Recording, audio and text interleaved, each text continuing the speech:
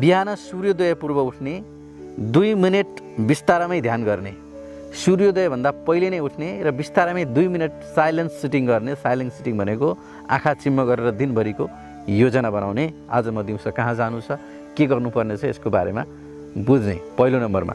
र दोस्रो नम्बरमा रहेको छ नासिका परीक्षण गर्ने र तदअनुसार खुट्टालाई धरतीमा राख्ने।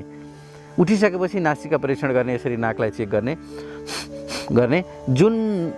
जुन नाकको पोराबाट चाहिँ बढी श्वास बाहिर निस्किराखेको छ त्यही खुट्टालाई चाहिँ दायाँबाट निस्किरहेको छ भने दायाँ खुट्टा, बायाँबाट निस्किराखेको छ भने बायाँ खुट्टा जमिनमा राख्ने। यदि दुईटैबाट बराबर श्वास बाहिर निस्किराखेको छ भने चाहिँ दुईटै खुट्टालाई चाहिँ बराबर रूपमा चाहिँ जमिनमा राख्ने। यो भयो 2 नम्बरमा। र तेस्रो नम्बरमा रहेको छ साँझ तपाईँले तामाको अम्खरामा राखेको जुन पानी छ त्यसलाई गटगटी पिउने। त्यसपछि चौथो नम्बरमा रहेको छ योगासनहरू। केही योगासनहरू गर्नुहुन्छ भने चाहिँ पानी पिइसकेपछि गर्न सक्नुहुन्छ। तिर्यक ताडासन, कटी चक्रासन आदि जुन आसनहरू छन् त्यो आसनलाई चाहिँ तपाईँले गर्न सक्नुहुन्छ। र शौच आदि निवृत्त हुने। आसनहरू गरिसकेपछि शौच, तपाईँ टोयलेट जानुपर्ने छ, पिसाब गर्नुपर्ने छ, जति पनि शौच गर्नुपर्ने छ ती शौचहरू चाहिँ बाट निवृत्त हुने।